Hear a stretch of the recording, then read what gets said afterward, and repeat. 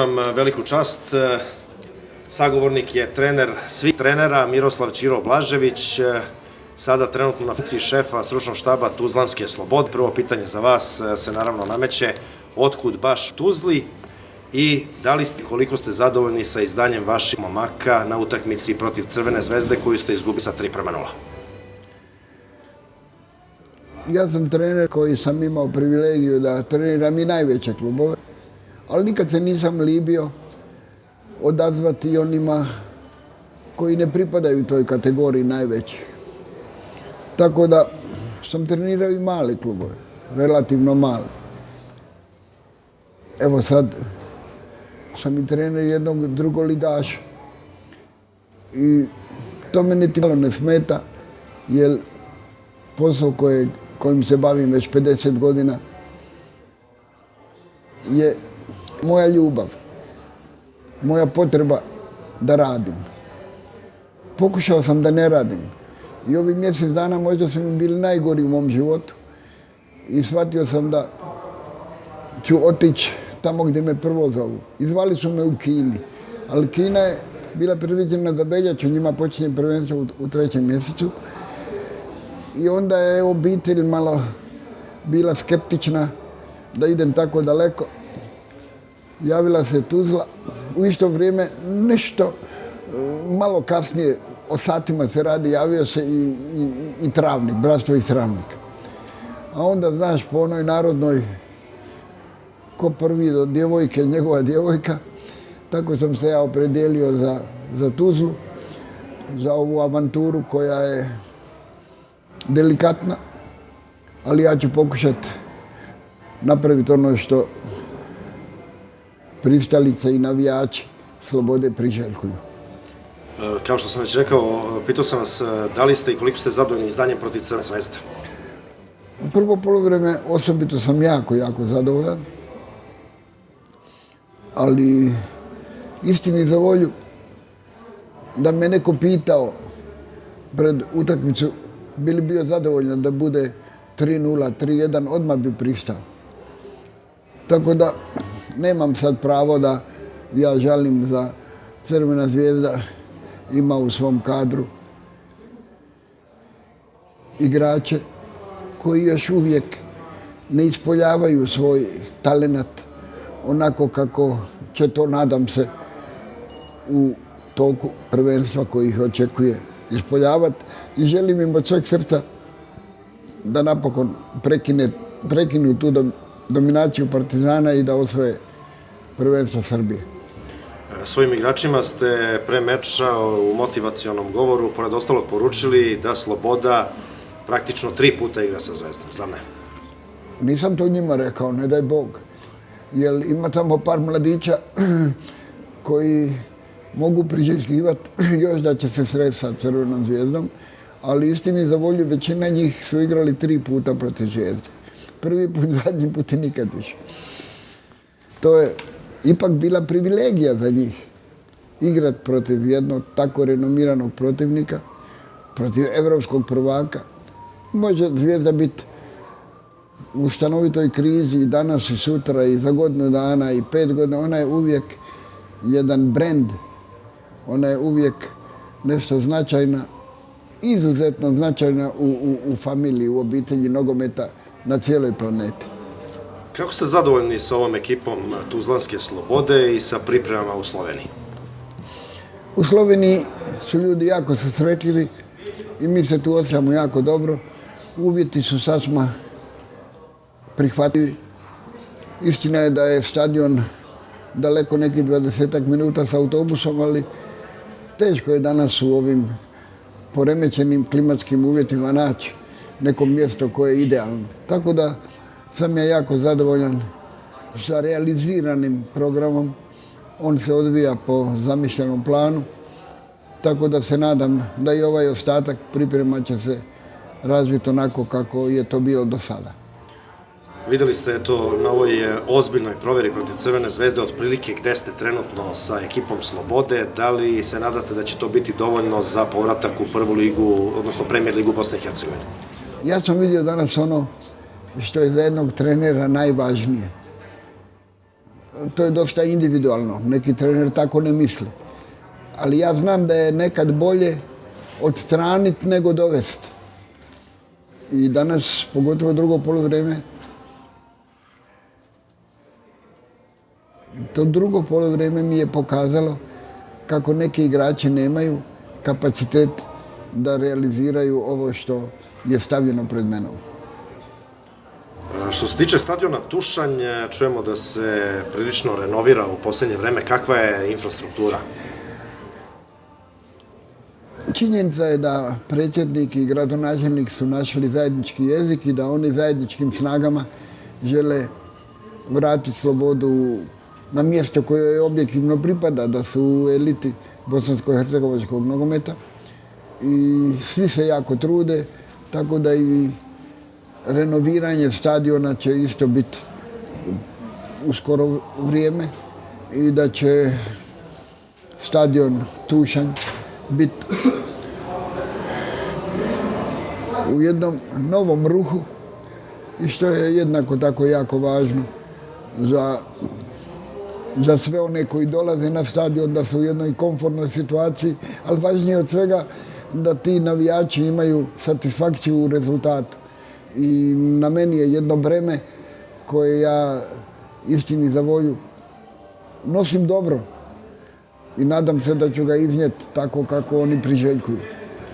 Poželili ste Crvenoj zvezdi da bude novi šampion Srbije. Zašto vam je Zvezda draža od Partizana? Pa to je od uvijek. To je od uvijek. Ja sa pokojnim Stankovićem sam bio izuzetan prijatelj. Bio sam pravi prijatelj sa pokojnim Gojkom Zecom. Sa Đajićem vodim jedno prijateljstvo 100-godišnje, tako bi rekli. A onda, interesantno, da sam kao mladi dečko imao jednu osobitu simpatiju za Mitića, Ognjanova, Palfija. Onda je došao i Beara na gol.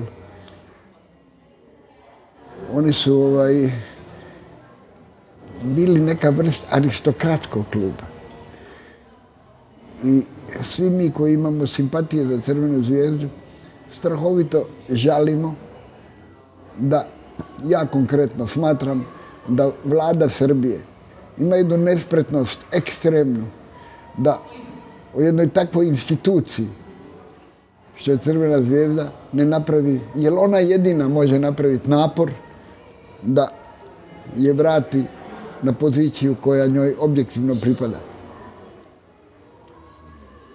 Recite nam, da li ste izgubili nadu da ćete jednog dana biti trener Crvene zvezde? Znamo da vam je to najveća neostvarena životna želja. Naravno da sam izgubio nadu, moraš biti realan. Jer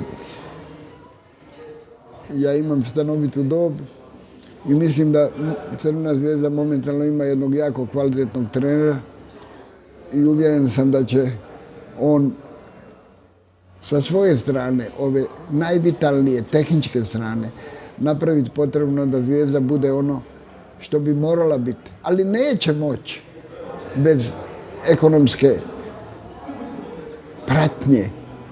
Crvena zvijezda nema ekonomsku pratnju. Crvena zvijezda ima probleme koji nisu na terenu. Oni su izvan nje. I to ne ovisi o treneru. Trener je predodređen da izgubi.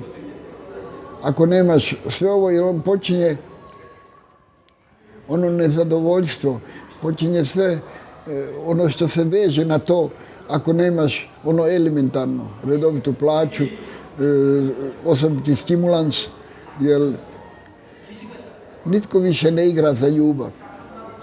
Ne zato što to ne bi želio, nego zato što to ne može, što je to apsurdno. Moraš biti stimuliran, moraš, jer jedan športaš nema izdatke ove ordinerne ko što obična familija, obitelj ima. On ima dodatne poteškoće da se osobito dobro hrani, da živi na jednom standingu malo drugačijem od ordinarnog, a to sve skupa košta. Tako da se brinem za Crvenu zvijezdu Da li će ona vratiti svoj nekadašnji sjaj, ovisi o tome da li će neko pametan u onoj vladi reći pa čekaj, ta Crvena zvijezda je afirmirala Srbiju više nego što su svi ambasadori svijeta srpski afirmirali u trenutku kad je bila prvak svijeta. Ćiro, gdje crpite tu vašu neiscrpnu energiju? Koristim ujedno priliku da vam čestitamo 79. rođendan koji će biti 9. februara. Odakle vam toliko snage u ovim poznim godinama? Kažem, punite 79. Slušaj, tako jedan hrvatski reporter, mlad, otprilike kao i ti, došao mi je i isto pitanje postavio. Onda sam mu ja rekao, ti si mladi čovjek, na terenu smo bili. Evo ti 16 metara fore na 100 metara, ne možeš me pobijediti. Je li prihvatio izazov? Počeo da se onako pita pa me gleda, a ja ga gledam. Vidim da nije športski tip, znam da sam mu mogu dati 20 metara fore. I onda kaže par forfe.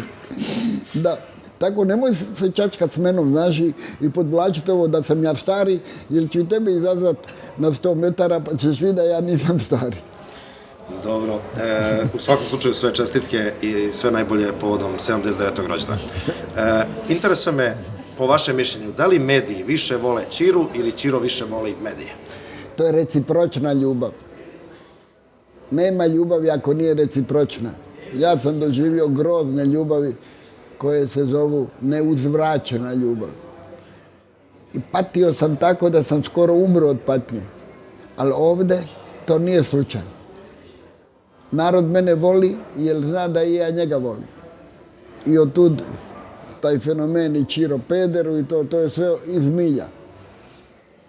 Sad ćete se vjerojatno naljutiti kad vas budem pitao da li ćete ikada ići u penziju i da li planirate uopšte da prestanete da radite? Ima 10 godina da sam rekao da ću umrijeti na klupi. To je moja velika želja i vidiš, prihvatio sam slobodu, prihvatio bi Travnik da nije bila sloboda. Na kraju otišao bi u kino da nije bilo ovih ponuda, jer ja želim da umrem na klupi. Ali čuo sam da ste se ipak plašili da preuzmete Travnik, jer tamo ste počeli život pa ste se plašili neke analogije da ne bude i... Pa jedna tvoja kolegica novinarka mi je rekla daj vratite se u Travnik da napišem knjigu. Krenuo je u Travnik i vratio se u Travniku.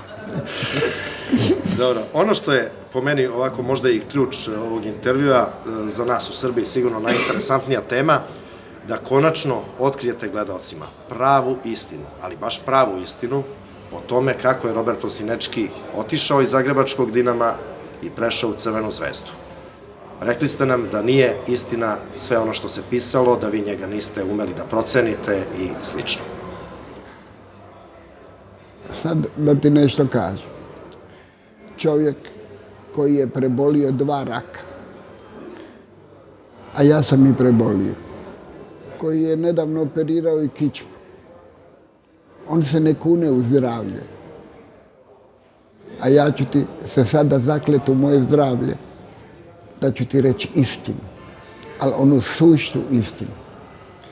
I vrlo sam žalostan da taj voljeni čovjek, jer on zaslužuje da bude voljen od mene, i moja cijela familija obožava Roberta Prosinečkog, a pička njemu materna nikad nije htio da kaže istinu.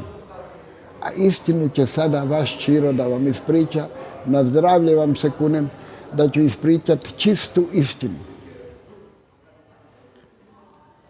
Kad sam ja jednom reporteru, radio reporteru rekao da ću poderati diplomu ako će Prosinečki biti igrač. Sine moj, tada sam znao više od svih ovih oko mene da on mora biti veliki igrač. Ali toliko su ga zagrebački novinari dizali da sam ja smatrao da bi mogao kompromitirati njegovu, da će mu to udariti u glavu, onda sam ja ovo tendenciozno rekao ali on je i dalje ostao u Dinamu. I sada. Bili su četverogodišnji ugovori. I pred utakmicu sa Željezničarom, gdje je on predodređen da igra, to je njemu čast jer tek ulazi u prvu ekipu, ja potpišem s njim ugovor na 4 godine. Potpišem sa Prosinečkim ugovor na 4 godine, znam koliko će mi on trebati. On igra tu utakmicu, zabije jedan famozan gol, ono kifla, znaš kako je on već kao mlad i imao sve geste tehničke najsavršenije. I ja sam uvjeren da sam riješio problem Prosinečkog. U to vrijeme direktor Dinama je Ante Pavlović, ili točnije Ante Pavelić, tako ga ja zovem. Ante Pavlović je radio s kojim sam ja prijatelj i hvala Bogu još je živ. On je bio na Terazijama dugo godina generalni sekretar Fudbalskog saveza Jugoslavije. Ima velike relacije sa Beogradom. On, razbojnik, potpisani ugovor napravi nevažećim, jer kao, a to sve za moji leđa, ja ne znam da se to dešava, jer kao nije potpisan u podsavezu. Prosinečki ga je potpisao, ali ne u podsavezu, on ga napravi nevažećim i u dogovoru sa Crvenom zvijezdom. Prosinečki je imao želju da ode u Crvenu zvijezdu. Prosinečki je otišao iza mojih leđa, bez da sam ga ja mogao spriječiti. Istini za volju. Ja njega toliko volim, da sam nakon svega bio sretan da je otišao u Crvenu zvijezdu, jer Crvena zvijezda je bila ispred Dinama 50 godina što se tiče stimuliranja igrača, što se tiče organizacije, što se tiče svega. I tamo je napravio svjetsku karijeru, bio prvak svijeta sa Crvenom zvijezdom. Istina je da Ćiro Blažević nije kriv. A ja sam rekao zagrebačkim novinarima, nikad ovo nisam pričao, nego sam rekao, mislio sam da je to jednostavnije, da kažem, moj greh, gotovo ja pogriješio i idemo dalje. Ali oni se cijeli život samo vraćaju na to, a istina je, na zdravlje ti se kunem, ovo što sam sad ispričao. Da li ste ikada zamolili Prosinečkog da... Zamolio ga javno. Nikad đubre nije htio da to objavi. Ali će mu doći jedanput iz guzice u glavu da Ćiro Blažević zaslužuje od njega da jedanput kaže ovu istinu koju sam ja sad rekao, jer ona je istinita. A čemu sa to? Šta vadimo stvari iz naftalina? Evo vidiš, meni je lakše bilo da sam rekao da ja sam pogriješio, nego sad cijelu priču i kunem se na zdravlje i na majku mrtvu i na sve ti se kunem da sam rekao istinu. Izvoli. Kakav je Robert Prosinečki kao trener, po vašem mišljenju? Rekao sam to, najnadareniji, najtalentiraniji trener je Robert Prosinečki. Od svih postojećih trenera u Hrvatskoj. I hrvatski treneri su odlični. Uopće, jedna tehnologija hrvatskih trenera je izuzetno sistematska i ko god završi fakultet, ako je talentiran, on je u stanju da vodi bilo koju ekipu. No međutim, Prosinečki nije završio tu školu. I njegova veličina, ja sam rekao ne može Prosinečki biti trener, jer ne zna napraviti fizičku pripremu. A on kaže, ja ne znam raditi fizičku pripremu. On kaže, meni će raditi onaj ko to zna. Ali njegov talenat se očituje u onim suptilnim detaljima koje trener mora imati. Selekcionirati najbolju selekciju, sastaviti najbolji tim, napraviti izmjenu u datom času najbolju, opredijeliti se za koncepciju najadekvatniju igračima kojima tu je Prosinečki tata mata. Stvoriti ambijent, nogometni, fudbalski, kako hoćeš ambijent, jer je on jedan mudar i čestit čovjek. On je jedan čestiti čovjek kojeg ja istinski jako volim, iako mu zamjeram da nije imao potrebu da jedan put kaže čekaj, jer ja sam se njemu zamjerio još jedan put više po njegovim rezonima, onim laičkim. Uzeo sam ga u reprezentaciju kad nigde nije igrao i koristio ga, ali ne onako kako je on to želio.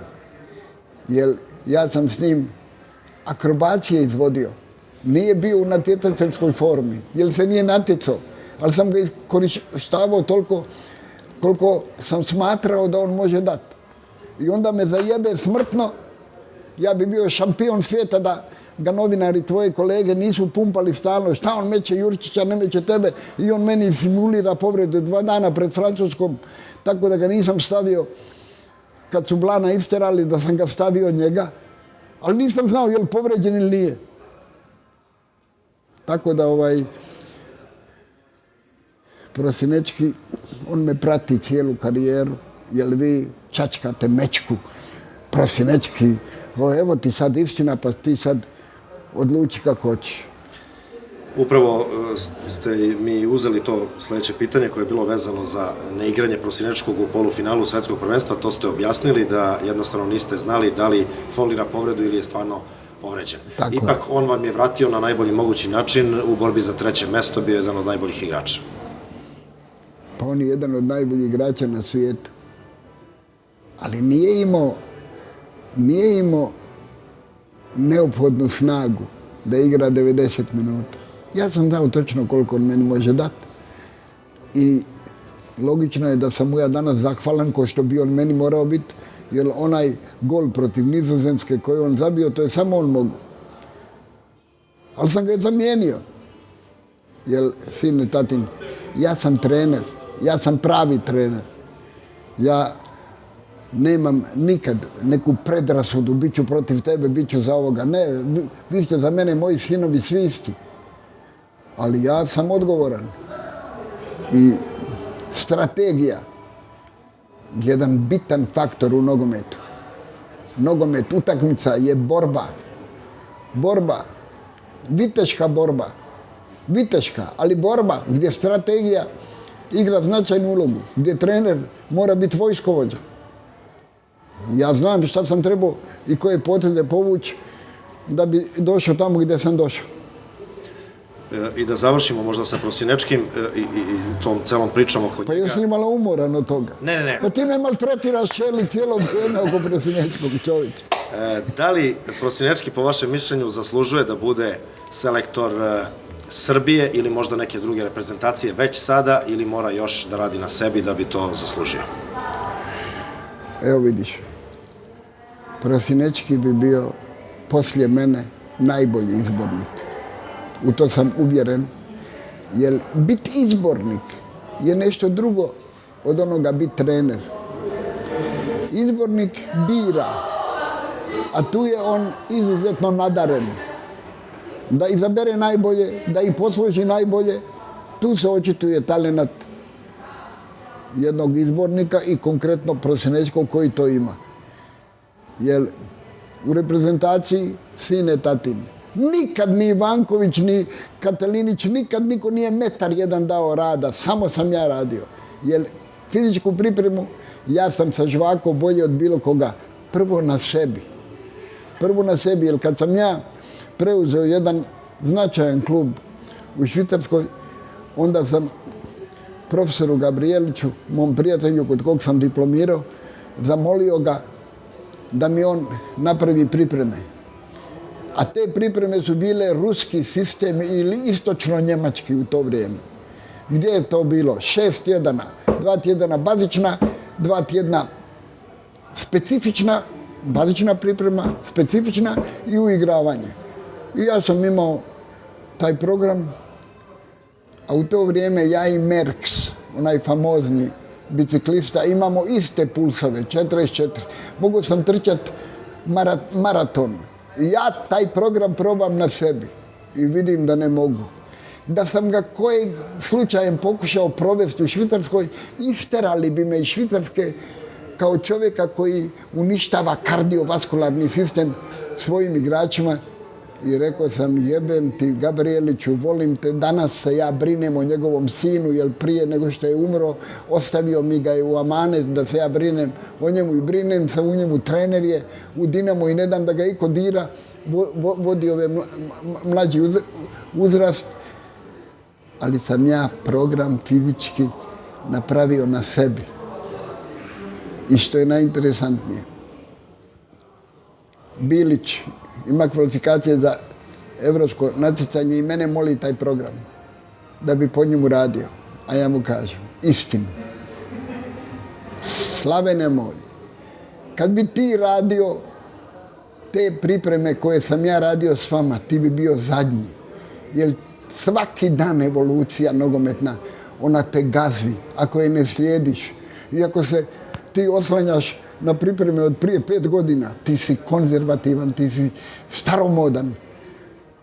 Savremeni nogomet zahtjeva drugu vrst priprema. Sasma drugu vrst, jer ću ti samo dati jedan podatak koji ne vara.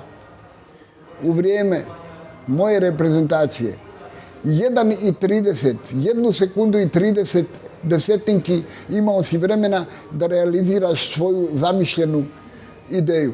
Primio si loptu i sad imaš 1 sekundu, sada imaš 75. Ne da ti niko ni vremena ni prostora, stalno su na tebe. Sada moraš trening prilagoditi toj vrsti reakcije, žustrine, brzine. Hoću da ti rečem, onaj ko ne slijedi evoluciju, a tvoj Čiro je avangard. Avangard, jer ja živim za to, ja znam točno u kojem smjeru evolucija pravi i moji treninzi su najmoderniji. I nikom ne dam, ni ovome suradniku, niti sam bilo kojem suradniku dao da mi čini fizičku pripremu. Jer ja si utvaram da to znam najbolje. Neka me izvine tvoji poštovani gledalci. Ja se malo falim, ali jebe ga zadnje vrijeme me niko ne fali, moram se ja sam falim. Moram da vas pitam, da li je teško bilo nametnuti se kao apsolutni autoritet u hrvatskoj reprezentaciji gdje su postojali čak i klanovi i naravno obilje velikih fudbalskih asova? Zlato moje, ja ne znam čemu sam ja bio zaslužio takav animozitet hrvatskih novinara prema meni. Pa su počeli se izmišljati kako Šuker i Boban vode reprezentaciju, kako Štimac. To je bio apsurd. Ja uvijek imam isti sistem, isti princip. Ja sam šef. Svi su bili isto kao ovi, kao bilo koga da sam vodio. Nema šansu. Ja nemam nikad dijalog sa igračem. Samo je monolog.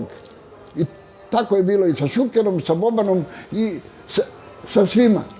Jer nogometaši su jedna osobita zajebata biljka. Najzajebatiji svijet su nogometaši.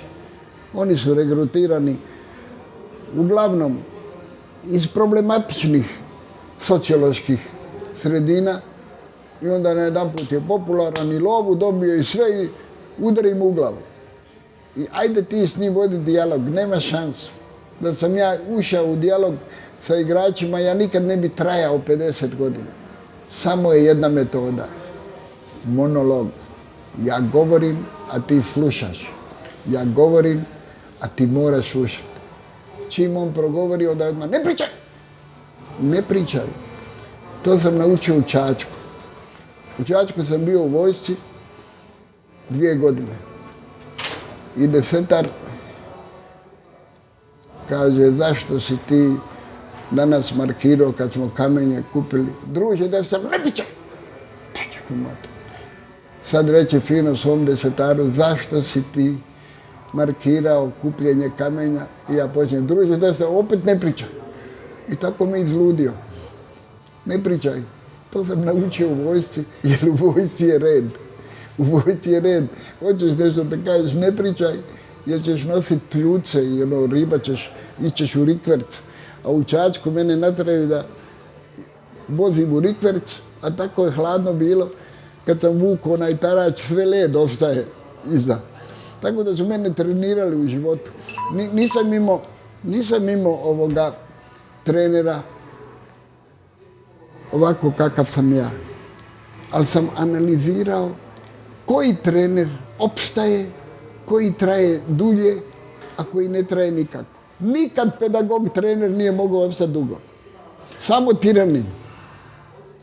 A ja volim ljude, ja obožavam moje igrače, ali znam da je disciplina uvjet za svaki rezultat.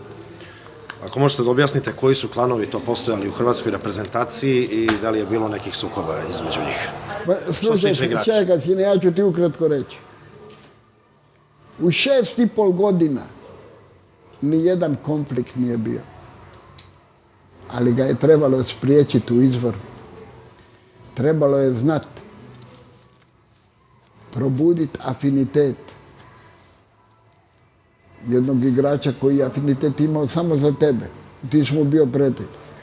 Ali ja sam znao da mora imati afinitet i za onog drugog i treba stvoriti jednu obiteljsku atmosferu i bez nje mi nikad ne bi mogli postići taj rezultat. I onda sam ja stvorio jednu formulu uspjeha. Ja sam je stvorio koja je išla u Kijev na verifikaciju i ljudi rekli šapo, kažu Francuzi šapo. A to je, imaš talenat. I prije 40 godina dovoljno je bilo da imaš taj talenat i ti si egzistirao u nogometu. Danas moraš još 5 faktora imati ako želiš egzistirati u nogometu. Jer tvoj talenat ne vrijedi ništa ako nemaš motiv. Tvoj talenat i motiv ne vrijedi ništa ako nemaš i karakter. Pa ni talenat i motiv i karakter nisu ništa ako nemaš inteligenciju, ali ne ovu ordinarnu, nego nogometnu. I sad, 5. faktor je rad. Spremnost na jedan mukotrpan rad da razvija tvoj talenat. Ali sistematski i planski. To je sreća, hoćeš li ti past na trenera koji to zna, ili će on ugušiti ili deformirati tvoj talent. I sad, sine tatin, 6. za mene najbitniji faktor za jednu ekipu je ambijent. Ambijent.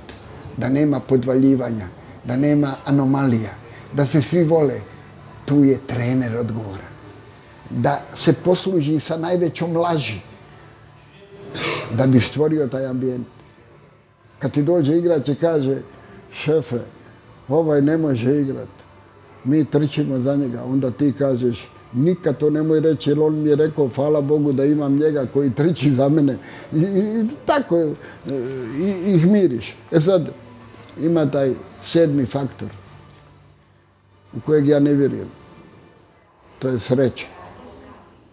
I šta je to sreća? Sreća je, ti dominiraš, a ono 2 stative, 2 prečke, neće unutra. Ovi će spustiti jedan put tračve.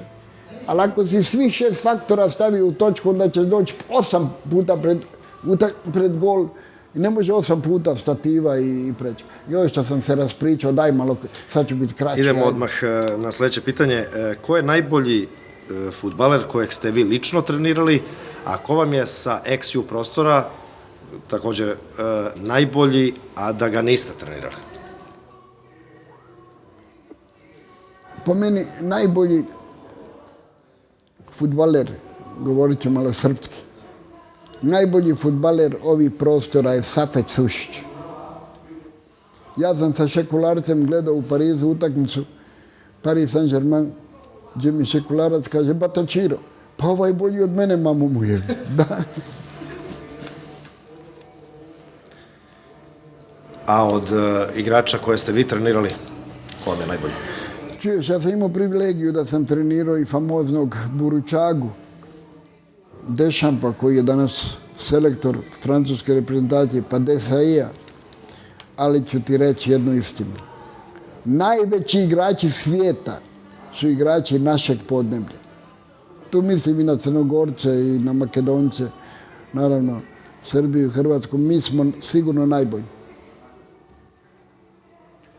Poznati ste kao čovjek koji ima praktično 3 nadimka, prvo kojima vas prepoznaju. Čiro je onaj najznačajniji, zatim trener svih trenera i Blaž, Taj treći je nadimak ovako manje poznat, odnosno skoro nepoznat našoj javnosti. Ako možete ukratko, kako ste dobili koji od tih nadimaka, konkretno ko vam je dao recimo nadimak trener svih trenera? Vidi Boga, ti ni to ne znaš, a razgovaraj sa mnom. Ako ne znaš, drago mi je da ne znaš, jer vjerovatno ni tvoji slušalci ne znaju, jer tvoja televizija je popularna, ljudi te vole gledati, jer si zgodan. Ali kako možeš da nisi informiran, zašto me zovu treneru svih trenera? Vjerojatno zbog bronze na svetskom prvenstvu. Ma kako bronze, čoveče Boži. Nakon bronze u Frankfurtu je famozna sjednica svih izbornika tog prvenstva, svih izbornika i njihovih direktora. I sad je javno glasanje pred kontrolom UEFA ko je najbolji trener svjetskog prvenstva.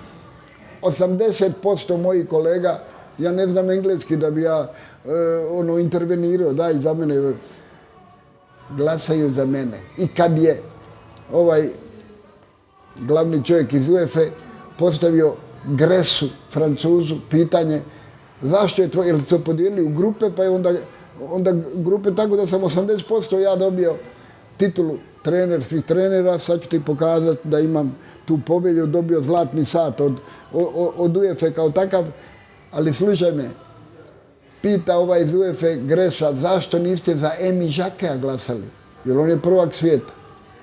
A on kaže, mi smo na Kružoku zaključili da ruka trenera se najviše vidjela na hrvatskoj reprezentaciji.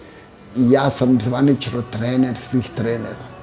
Jer tako piše i na UEFA-inoj koč svih kočevskog. Eto, od tu sam ja trener svih. To se nije niko potrebušio pa meni dao tu titulu. Baš bi meni hrvatski novinari to dali bi mi mal ne rekao šta. Eto, tu sam ja, zlato moje, zvanični trener svih trenera. I na to sam jako ponosan. I žao mi je da ti ne znaš, učinilo mi će da sve znaš. Eto, nađe se po nešto. Kako ste dobili nadimak Blaža, kako Čiro? Čuješ, ja sam bio mali, imao sam samo 6 godina. I u travniku je došao onaj trbozborac, što na beba šatro priča, a on iz stomaka priča. I ta beba se zvala Čiro. I kad je ta lutka otišla, onda neko se sjeti da kaže da sam ja Čiro. A onda moja baka napravi jednu fatalnu grešku. Kako sam ja teško govorio. Već sam bio veliki, neka slova nisam mogao izgovarati. Ona me nagovori da kažem onome kome zovne Čiro, Čiro ti glavu odsjeko pa je na štapu nosu. Ja sam to tako govorio kako dijete može govoriti sa puno tepanja, mucanja, da su svi mene vikali Čiro da bi im ja to rekao. I sad ja odem u Dinamo kao mladi čovjek, majka je očajna, baka, svi su očajni zašto sam ja Čiro, jer to je u Bosni pežorativno, to nije lijepo ime. Ja dođem u Zagreb i Boga mi, viću me svi Blaž, niko ne zna Čiro. I u ono vrijeme, zamisli, molim te, sjećam se dobro, moraš poručiti na pošti telefonski razgovor, onda mama dođe u to vrijeme na poštu i ja sa druge pošte zovem i kaže, mama, više nisam Čiro, sad sam Blaž. I ona sva sretna i baka, svi sretni. Ali klinac, na jednoj utakmici neki moj bosanđera svekne Čiro i gotovo, ja ostao Čiro. Oprosti, ja neka me izvine, toliko me maltretiraš, znaš, ali ti si drag, ja te jako volim i zgodan si na ljepotu fataš, znaš, ja ću zapaliti sve. Pričali smo evo do skoro o svetskom prvenstvu 98. u Francuskoj, to vam je sigurno najveći trenerski uspeh, ali moram da vas pitam, imate li noćne more, da li i dan danas sanjate Tirama koji je postigao tada 2 gola i ja mislim nikada ni pre ni posle toga ni jedan pogodak, ni u jednom takmičenju? Sine moj, moje su noćne more radi mojih pogrešaka. Već sam tada bio stari trener u godinama. Ali da sam ove pameti, bio bi prvak Evrope i prvak svijeta i sa Bosnom i Hercegovinom bi zajebo Portugalce, išao bi na svjetsko prvenstvo. Ali eto, griješio sam. Griješio sam. Nisam shvatio da sa igračima moraš nekad voditi dijalog. Da sam ja uzeo Prosinečkog ispred sebe, pa mu rekao, sine moj, ja tebe stvarno volim i poštujem te. Ti znaš kako si otišao iz Dinama, napravio si karijeru. Ti znaš, jedini znaš koliko sam ja kriv i nisam uopće kriv. Sad sam te doveo, ne igraš stalno zato što imaš deficit. Nisi imao takmičenje u kontinuitetu. On ne bi simulirao povredu. I kod 2-1, da je Prosinečki ušao zdrav, mi pobjeđujemo onu sakatu ekipu Francuza. Eto, to je jedan primjer samo. Ili drugi, kad Boban traži zamjenu. Znaš što sam uvijek to radio? Uvijek. Traži zamjenu ako ne može. Traži zamjenu ako je povrijeđen. Ali on traži zamjenu jer je povrijeđen duševno. I ja uvijek dođem, samo vadi se kaki napolje. On hoće napolje, ajde napolje. Mjesto da sam rekao, vraćaj se nazad tamo. Vadi se. Tako da, to samo 2 pogreške koje si mi ti isprovocirao, ali treću ti neću reći. Recite mi, što se tiče vašeg najvećeg trenerskog uspeha, mislim da nema dileme, to je ovo 3. mjesto na svetskom prvenstvu, mada imate još puno uspeha, recimo titulu sa Dinamom 82. posle 24 godine kada ste doneli Zagrebu titulu šampiona Jugoslavije. Sa Prištinom ste isto imali jako puno uspeha, tamo ste praktično bog. Ima jedna anegdota da ste Terezu Kesoviju nosili na rukama u Prištini, da li je to istina? Da ste je izneli na centar terena? Ma ne, nosio je oko cijelog igrališta. Zamisli koje, a nisam je ševio. I da li je teška Tereza Kesovija za nositi ovako u rukama? Inače je teška, meni draga, ali teška je. A ovo što je po kilama teška, nije bila tada tako teška. Sad se je malo udebljala, godine nose svoje. Imate nekoliko iskustava i u filmovima, u serijama, glumili ste u Smogovcima samog sebe, zatim nedavno u Montevideo, Bog te video, to su naši gledalci imali prilike da prate, film Dragana Bjelogrlića, a snimili ste i reklamu Čirohito, koja je bila vrlo simpatična. Šta mi je ovako najlepše od svega toga? Da ti rečem, kad sretnem glumca i onoga manje važnog, ali mogu dokumentirati, jer imam slike. Družio sam se i sa Delonom i Belmondom i sa čak Preverom. Sam pio kafu na Champs-Élysées i uvijek se tim ljudima divim. To je jedan dar koji ako imaš i ako nemaš. Trebao sam ove epizodne uloge da glumim da bih znao šta je to glumac. Shvatio sam da je to nešto za mene nedokučivo.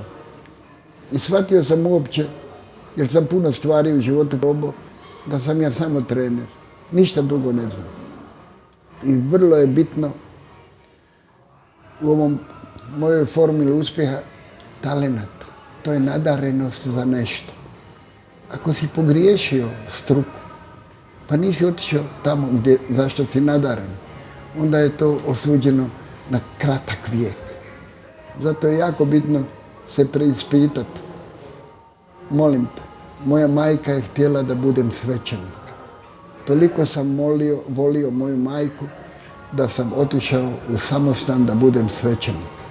I kad je prvi put časna sestra mene oblačila, Hašima ga se digo i ja sam shvatio da ja nisam za svećenika.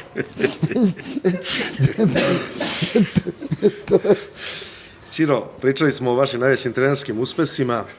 Da li je vaš najveći trenerski neuspeh boravak u splitskom Hajduku kada ste na Evrosceni od jednog slabog Debrecina primili 8 golova na 2 utakmice, 5-0 i 3-0? Što se ti zločest novinar uvijek. Pored toliko mojih uspjeha, ti si našao Debrecin. Pričali smo o uspesima, ja pitam šta vam je neuspeh najveći, da li je to sad? Sine moj, Sad si me isprovocirao da ti nešto ispričam. Izvolite. Najvažniji ljudi, ako su pravi, ako su autoriteti, su političari. I sad slušaj.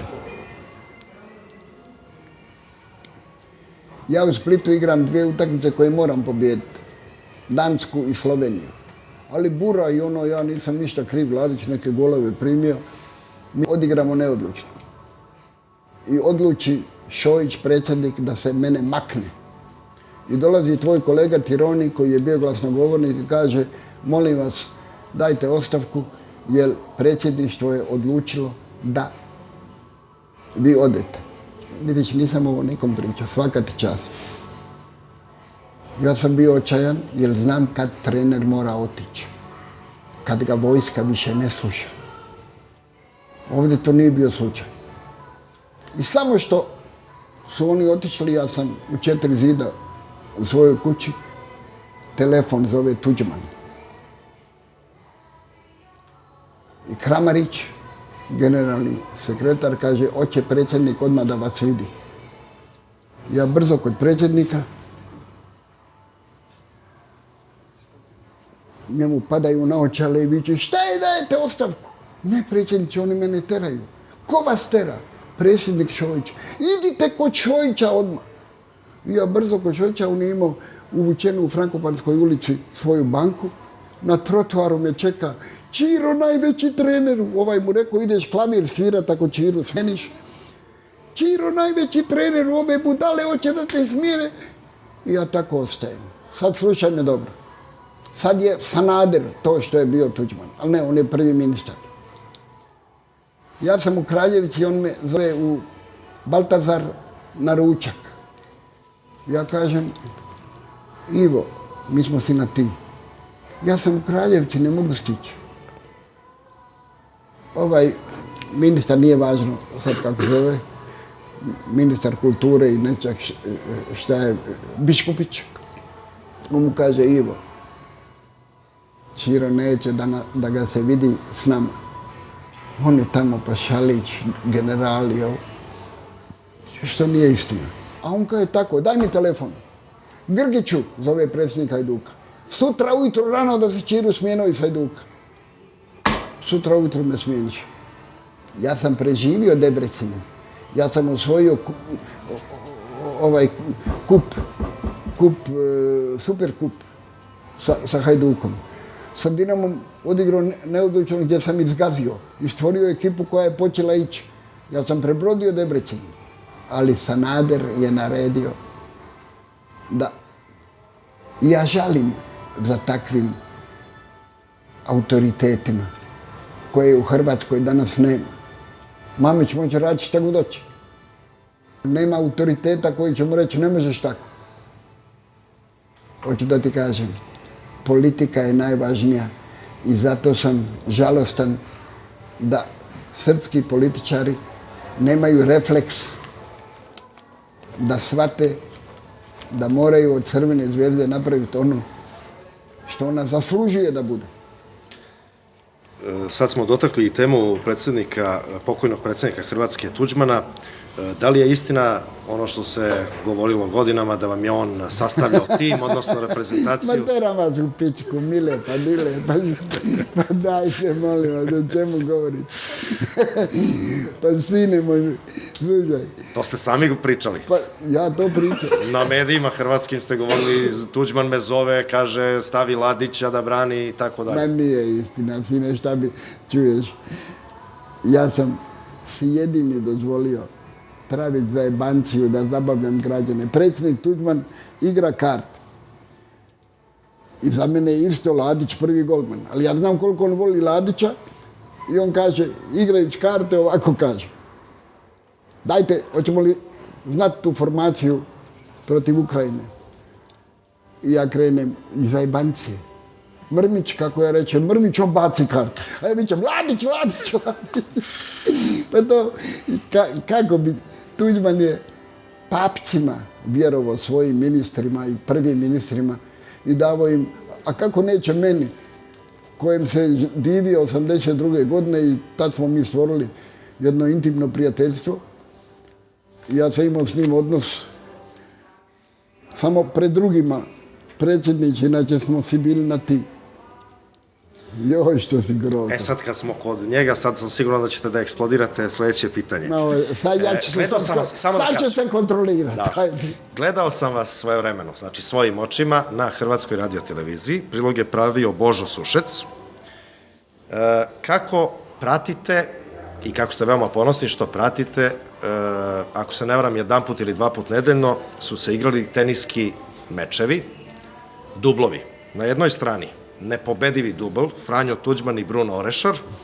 Na drugoj strani, legendarni Željko Franulović, koji je recimo 1970. godine igrao finale Roland Garrosa i čini mi se da se njegov dubl partner menjao, ako sam dobro zapamtio. Tuđman je u tom prilogu rekao Boži Sušecu da nikad nisu izgubili. Znači, on i Orešar. Pa gdje će izgubiti kad sam ja sudac bio uvijek? Sad me interesuje. Tada se sećam i vaših rečenica, rekli ste da imate veliku privilegiju i gledate te mečeve. Željko Franulović je isto tvrdio da se on prilično trudi, da možda ne odigra baš i sve snage Tuđmanu, ali kao da je on vrhunski teniser. Na osnovu onih snimaka što se moglo vidjeti kako puštaju pokrivanje, ne stiče se baš takav utisak da je Tuđman ni približno na nivou Orešara i Franulovića. Tuđman? Pa Tuđman je bio sa Orešarom, zahvaljujući nada sve Orešaru. Ne pobjedi u ovim... Da li, da preformulišem pitanje, da li njih niko nije smeo u stvari da pobedi? Franulović se je zajebao i pobjedio jednu utakmicu. I sad je nakon toga uvijek večera. I on skockan onako kakav je, ja kajem obukao se, kaj isto širo sam se. Budalo jedno. Revanš se mora igrati dok predsjednik ne pobjedi. I nakon večera, ajde revanš, sidaj se. Kaj je Franulović, pa što mi niste rekli? Šta ću ti reći ako nisi toliko pametan? On ima jedinu zabavu tu u tenisu, sad ćeš ga ti pobjeđivati. Ko te to uči? Da, tako je to bilo. Sad... Ma dobro, iscrpio si već. Ne, nisam. Sad sledi možda jedno od najvažnijih pitanja. Jedno možda od najvažnijih pitanja. Ma vidi, moj dragi, Paul Rossi već zjeva, ne može više. Ne bojte se vi za njega, izdržat će on koliko god da treba. Istu uzrečicu imate vi i Zdravko Mamić. Mnogim novinarima, pre svega novinarima, se obraćate sa ljubavi moja, sine moj i tako dalje. Kako to da vas dvojica koristite? On je to od mene uzeo, znaš, on je ipak stariji od mene i normalno da sam ja od njega kopirao. Kakav je vaš odnos, vaš i Zdravka Mamića? Znam da ste jedno vreme bili jako... On je moj učitelj, vidiš da ga imitiram ja, da kajem ljubavi moja, sine moj. To je sve on. To sam sve ja pokupio od njega. Eto, ako hoće tako da čuješ, a to je klinac moj istina. Istina je suprotna. Ali dobro, nije važno, ajmo dalje. Kakav vam je danas odnos? Znam da ste jedno vreme bili jako dobri, bili ste tada i trener Dinama, posle toga ste se razišli. Ja i on smo toliko dobri da se stalno držimo za ruke da se ne bi oči kopali. Dobro, lepo rečeno.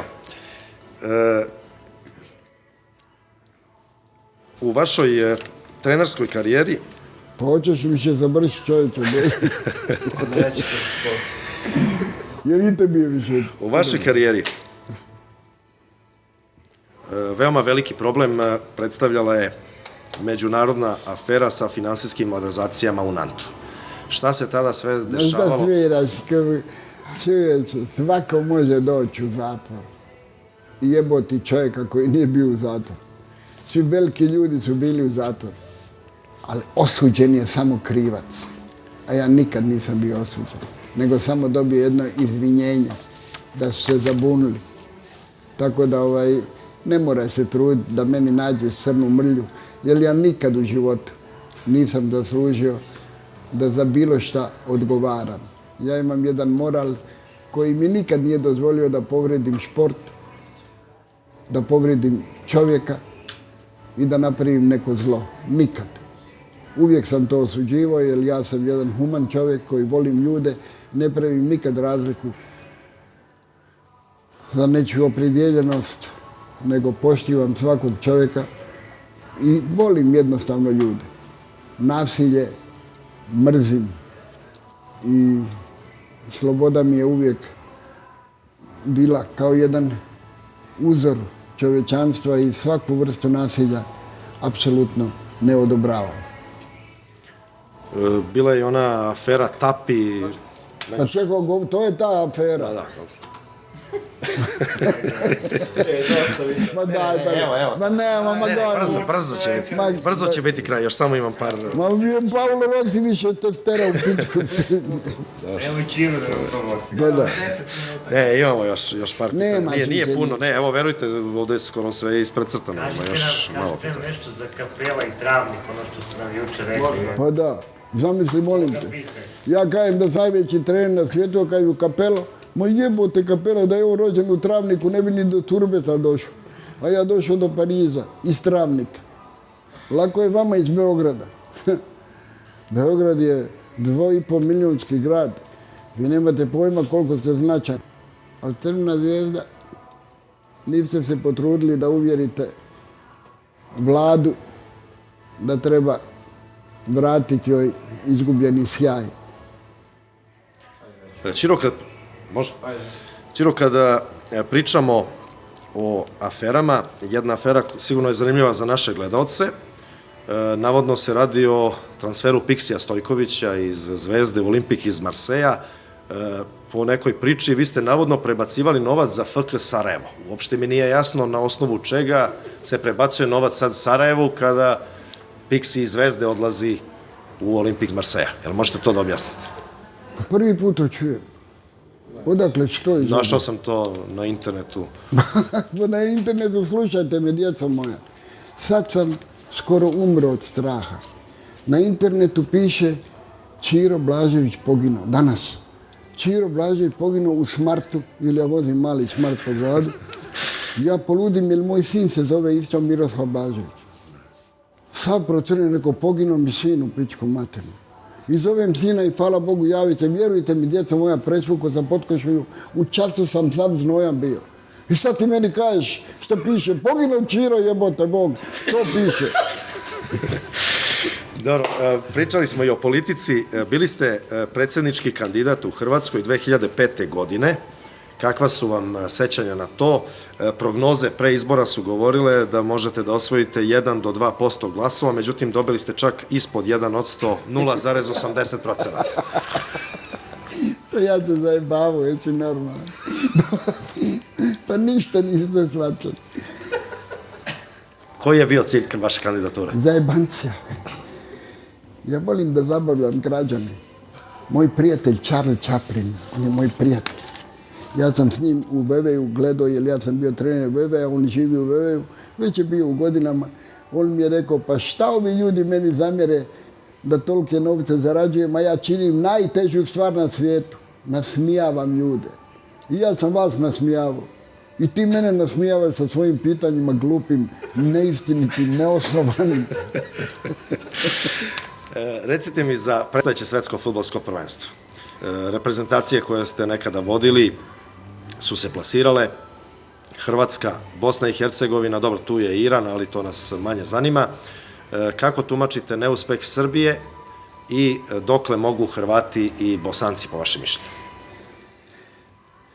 Prije svega, podsjetit ćete da 4 reprezentacije koje sam ja vodio su na svjetskom prvenstvu. Jako mi je žao da Srbije nema, jer Srbija je zaslužila po kvaliteti da bude nazočna na tom velikom nogometnom natjecanju. Ali vi ste toliko razbavali mog kolegu da nije imao nikakvu šansu. Vi ste jedna velika nacija. Ima vas 7 miliona, ali ste i suviše mali u odnosu na ove velikane da bi mogli živjeti nejedinstveni. Nejedinstveni.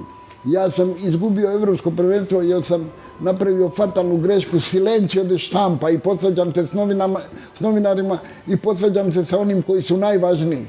A to je narod, nogometni puk. A vi ste, nažalost, duša tog naroda. Oni se ponašaju tako kako vi njima pišete.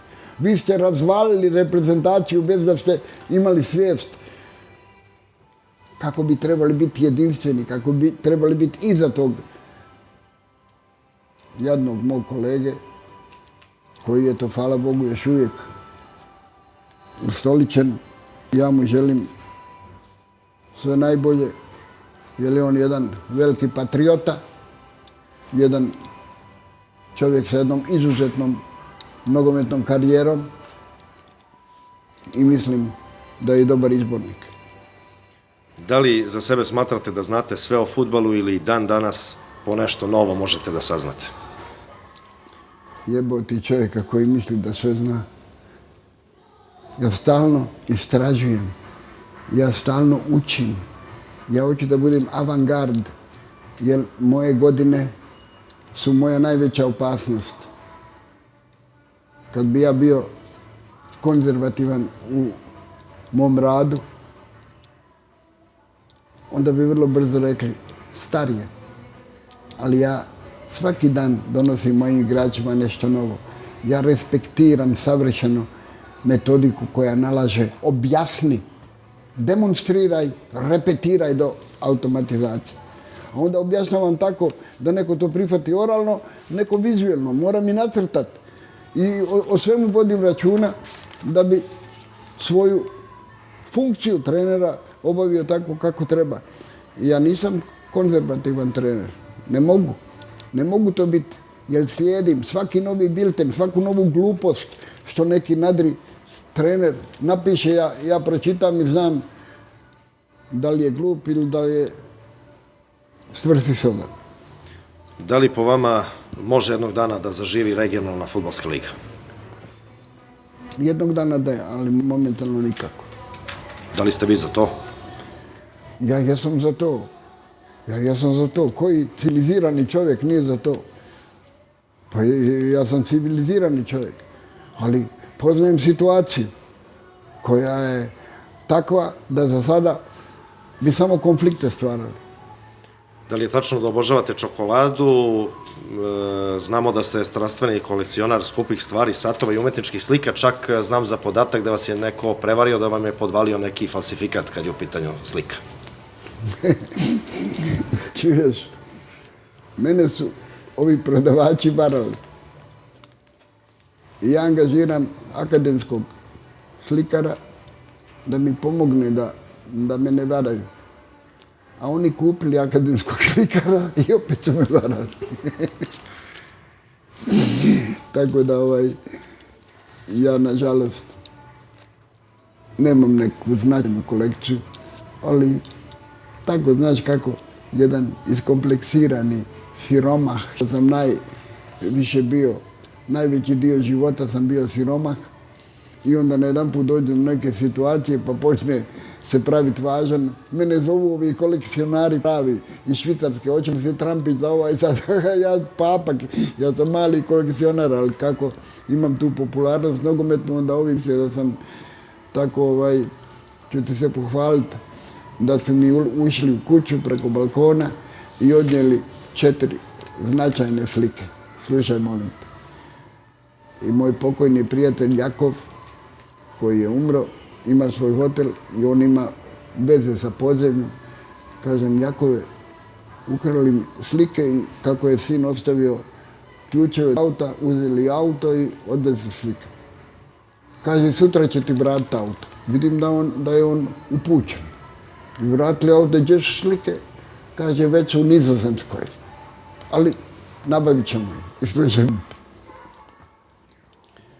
Oni komuniciraju sa Jakovom i te 4 slike procijenili su koliko koštaju, da im ja to platim u pola cijene. A sve 4 slike su šatrijada, nisu oriđini. I ja kažem, Jakov, pitaj ih, molim te, imaju li oni kćerku? Kaže, imaju kćerku. Reci, nek dadnu kćerki tu sliku da zajebu zeta. Tako da ja imam par slika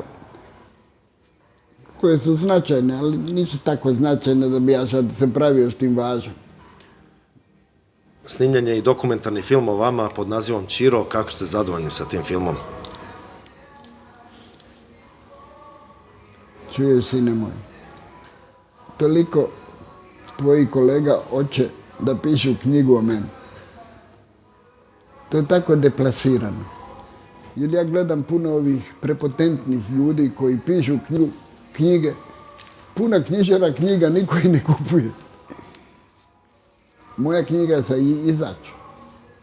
Ali kad mene više ne bude, onda će moja tajnica Ljubica ocijeniti da li bi ona mogla imati neku prođu, ali ne vjerujem. A film, stalno film se neki snima i bio sam jako dirnut, pogledao sam taj film koji su snimili. Su 4-5 značajnih ljudi konsultirali i što je interesantno, otišli su kod mog predsjednika bivšeg iz Zagreba Medića i kad sam ga slušao, ja sam se rasplakao. Više puta ste rekli da razmišljate na francuskom, pa da onda u sebi prevodite i govorite na... Istina je to. Da li i sada dok pričamo isto? Apsolutno. Imate 3 dece, ako možete par reći o njima čime se bave, to je manje poznato. Imam 3 djece i 6 unučadi. Ali ja nisam onaj ordinarni deda. Ja ne vozam djecu za ruke i to. Ali se brinem da im nešto ostane. Mislim da je to praktičnije. Je li tako, Paulo Rossi? Pohvalili ste nam se dan pred ovaj intervju da ste još uvek seksualno aktivni, iako ste u poznim godinama, pa jel možete da nam objasnite kako je to moguće? Ne, jel mogu tebi nešto lijepo da kažem? Izvolite. Teram te u pičku.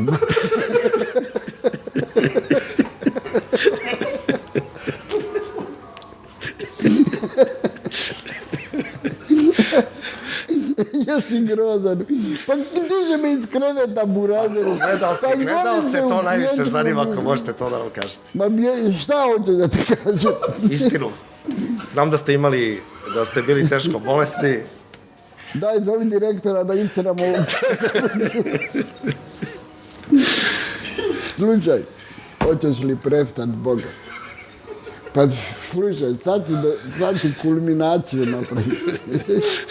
Jesi kriminalac. Ako ovdje budete do kraja iskreni, završamo intervju. A što ti je Bog sve dao, svaka ti će. Vidim u zuba, majku mu jebem, nijednu plombu nema na njoj. Joj, kad bi ti to ispričao, ovo bi 5 puta ljudi gledali. Pa ajde da to... Neću. Kad bi ti to ispričao, jebo mi ti mater, ti bi bio najtraženiji novinar na ovim prostorima. A u Francuskoj da ne govorim. Učinite me slavnim. Molim? Kažem, učinite me slavnim. Neću, ja sam navikao od vas da vi nemate tajni nikakvih. Nemam tajni. Da ste otvoreni do kraja. Nemam tajni osim ove. Ovo je tajna. Šta bi ja sad trebao reći? A istinu. Istinu kao i uvek. Istinu. Pa ne misliš ti da si ušao u jednu najdublju intimu, najdublju intimnost? Ako ti kažem kratko, da u mojoj filozofiji život bez seksa ne vrijedi. Treba odmah umrijeti. A ja još nisam umro. Ćiro, hvala vam puno na ovom dugačkom razgovoru. Na samom kraju možda vaša prognoza ko će biti prvak sveta u Brazilu. Ovaj tvoj sugovornik koji te jako voli i poštuje, zove se Ćiro Blažević, je prokazani najlošiji prognozer mogući nogometa u svijetu. Prognoza pripada laicima, a ne stručnjacima, a ja si utvaram da sam stručnjak. I uvijek pogrešim. Molim te, ja imam u Jutarnjem listu svoju prognozu i svaki tjedan me zovu i ja dajem prognozu onako kako ja mislim i ljudi me na cesti susreću i jebu mi oca i majku. Kaže, jeboti ja mater toga. Vjerovao sam tebi. I ja napišem, molim vas, nemojte mene slijediti. Nemojte me napadati, jer vas upozoravam da sam najlošiji prognozer. Da, nisam prognozer, iako smatram da i Hrvatska i Bosna i Hercegovina će otići u drugi krug. I mislim da će Hrvatska pobijediti Brazila u prvoj utakmici. Znači, očekujete da bi Hrvati mogli malo i dalje od Bosanaca. Ko je bolji trener, odnosno selektor? Niko Kovač ili Safet Sušić? I ko ima trenutno na raspolaganju bolje igrača? Podjednaki su. Ali U međusobnom duelu ko bi tu prošao dalje?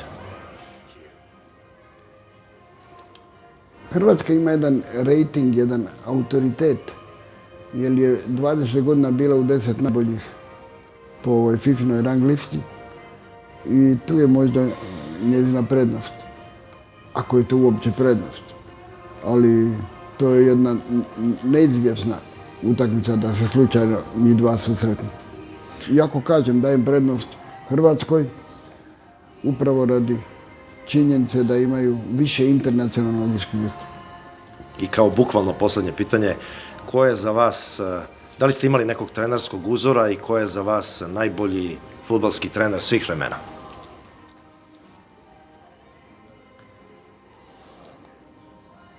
Ti se toliko smio, kad bi ovo rekao ti bi pukao od smijeha.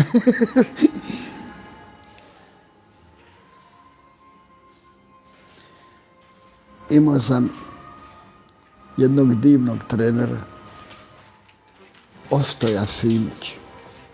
Ostoja Simić, nešto je OFK Beogradu radio, to je 60. godine. I on je bio moj trener u Rijeci. Imao je samo jednu frazu. I prije utakmice i na poluvreme utakmice. I ja sam mu se divio. Mi smo bili drugari. Samo je ovo rekao. Ima da i bre bijete, mamu vam jebem u pičku. Evo tako je on. Počimo teoriju i na poluvreme udari šakom i kao ima bre da i bijete. I to mi je ostalo u sjećanju. Jako sam ga volio jer je bio jedan bojem. A od ovih trenera trenirao me i legendarni Barba Luka. I danas znam da je njegova filozofija najsvrsishodnija. Danas mi kažemo ima prva faza, ima druga faza, ima treća faza igre. U prvoj fazi se traži regrupacija, u drugoj fazi ekspanzija. To je u ovoj novoj terminologiji. A Barba Luka dođe u slačionicu i kaže: kišobran je nosio. Kad je prva faza i zatvori kišobran. Otvori kišobran, druga faza. Genijalno. Danas toliko godina iza toga ja isto treniram svaki dan. Prva faza regrupacija, druga faza ekspanzije, jer nema dubine ako nema širine. To je on 60. godina propagirao na svoj način. Zatvorio kišobran i otvorio kišobran. On je istinu jedan trener koji me kratko trenirao, ali me obilježio. Ako hoćeš najveći trener, danas Grof, jel znaš Grofa? Prijatelja od Džajića. Grof Božović. Znaš ga. To je moj 100-godišnji prijatelj. U Švicarskoj živi i on je bio, molim? Nije ovaj isti što smo mi rekli. Mi smo mislili na Miodraga Grofa Božovića, ali nije... Ne, to je jedan prijatelj od Džajića, stalno je sa Džajićem. U Švicarskoj živi. Dobro. On je bio na sprovodu Lav u Mantuli. Vama to ništa ne znači. Lav Mantula je bio moj trener. Iako smo bili prijatelji, on je bio jedan izuzetno nadaren trener. Ali vidiš, danas ove budale od predsjednika, oni neće angažirati trenera koji ne nosi laptop. Ako ne nosi laptop, to nije trener, to su te budale. Lav Mantula je bio prosinečki. Znao je točno ko je igrač, ko nije igrač. Na kojem mjestu se može najbolje ispoljiti. Bio je jedan autoritet, sve dok nije došao, slušaj me dobro, šta su to predsjednici budale. Dok nije došao Filipini, predsjednik Siona, on trenira Sion, osvojio kup sa Sionom, stalno je gore u vrhu kup UEFA. Lav Mantula nije završio nikakvu školu i nikad ti ništa nije znao objasniti. Kad ga neko pita, on je imao jednu foru gdje je rekao, slušajte gospodine, to je za vas hidrogenska bomba, to ne možete razumjeti. I što dolazi Filipini i kaže, slušajte gospodin Mantula, Filipini manga jedna, umro i on. Gospodin Mantula, i Isus Krist je izgubio uticaj radi misterije. Dajte vi to meni objasnite. Mantula ne može objasniti. Napolje. I čuje za mene u Veveju, ja sam iz 4. lige doveo u 1. ligu Veve Sport. Svake godine pravio promociju. I čuo za mene, jer ja sam slovio, zvali su me Atila, ali kurac profesor. Ja sam nastavnik, a braća mi dala prevod profesor edukacion fizika, ono kurac, učitelj.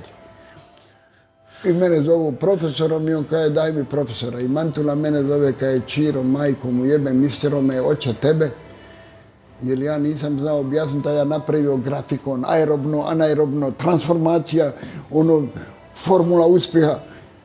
I ja mu kažem, vidite predsjedniče, ovdje ćemo doći u top formu, ovo je linija kretanja, ovo crveno je anaerobno, ovo aerobno, sve ove folove, a on viće, to je trener, 5 godina ugovor, ja 5 godina ugovor, to su sve folovi. Mantula je trener, ovo je to je predstava, to je blef. I kad vidim ja profesora, trenera, jebote, profesor, trener se rađa. On ne može naučiti to. Biti lider, voditi vojsku. To ne može svako. Imaš li to ili nemaš? Vidio si, ja trebao biti svećenik Hašima, ga se digo i gotovo. Jebote. Čiro, pozdravili ste se pre početak utakmice Crvena zvezda Sloboda sa vašim dugogodišnjim velikim prijateljem Draganom Džajićem, predsjednikom Crvene zvezde. Koliko dugo ga niste vidjeli i siguran sam da vam se zahvalio, jer znamo da ste mu uvek upućivali javnu veliku podršku u njegovim najtežim trenucima. Rekao sam, braćo Srbi, sram vas bilo. Kako ste se usudili Džajića zatvoriti? To je za mene bio jedan šok. To je, hvala Bogu, da su došli pametni ljudi pa su to rehabilitirali. Ali to što je on prošao u lisicama jednog Džajića staviti, koji je proslavio Srbiju. Bruka jedna nacionalna. Ali vidiš, te anomalije se dešavaju svugdje. Ja jako volim Džajića jer on je jedan džentlmen, on je jedan korektan čovjek, on je uvijek dobronamjeran. Imam od uvijek imam s njim, još kad smo bili rivali pravi. Ja sam osvojio prvenstvo i traži se prvi trener Jugoslavije i svi predsjednici kažu Čiro Blažević, a on kaže Stanković, njegov trener, svaka mu čast. Jer je to njegov trener i on mora biti najbolji, jer on je njegov trener. I sve mi kaže, svi do onoga pedera Džajića, majko mu jebem, ne. Nije on peder, on je vjerodostojan i njegov trener kao moj sin. Ko će mene biti bolji od mog sina, idu pičku maternu. To vidiš, bio sam znojan danas kad su pročitali na Facebooku da je Čiro poginuo. Ja odmah mislim, znaš, a i on vozi smrt. Umro sam od straha.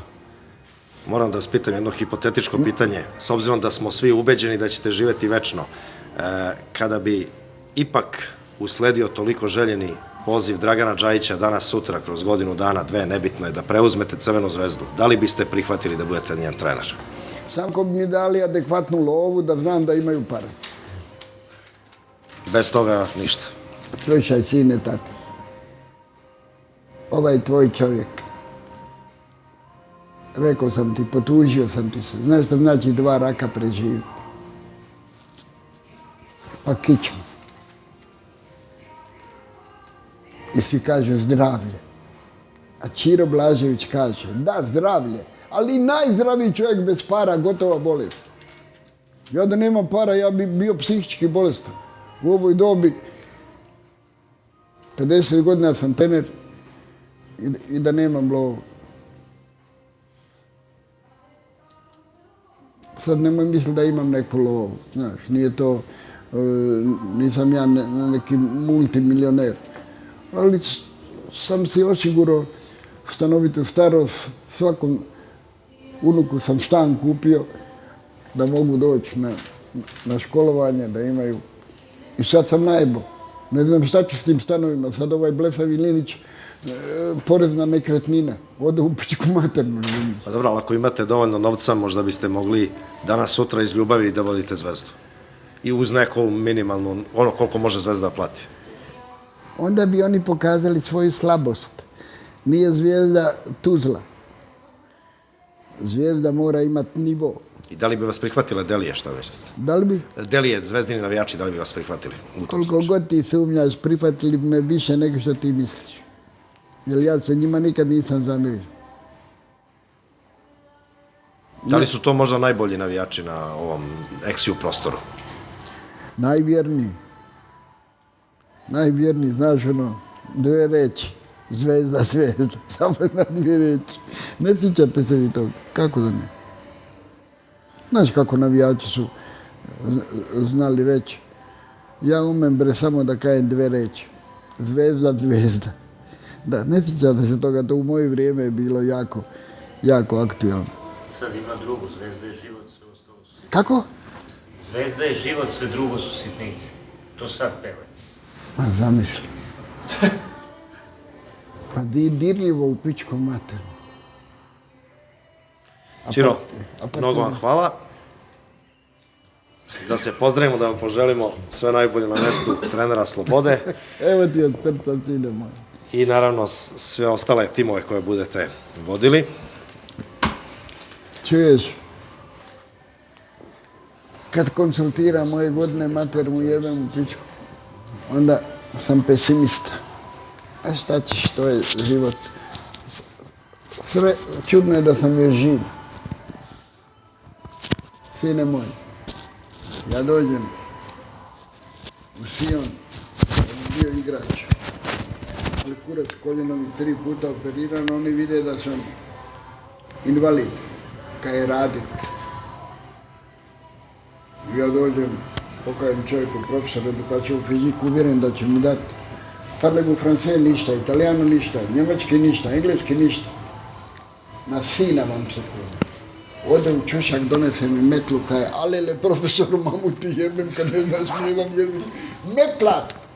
Metlar 3 mjeseca. I bacio se, znaš, sreća da majka me je spremala za svećenika i latinski me naučila dobro.